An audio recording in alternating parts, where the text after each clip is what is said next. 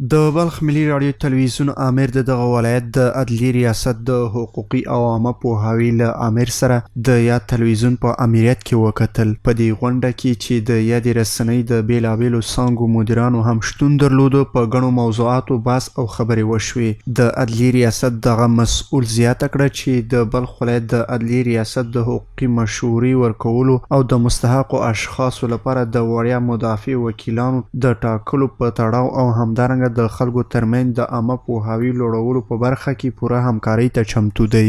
همدارنګه د بلخ د عدلي ریاست د عامه پوهاوي آمر مولوي امام الدین حنفي په خپلو څرګندونو کې وویل چې د عدلي وزارت او د دغه ادارې په وینا په وړیا قانوني مشورې او مدافع وکیل چمتو کړی. د هغه په وینا دغه پروګرام د حقوقي خدماتو لاسرسي او د لا ښه عدالت لپاره یو ښه اقدام دی.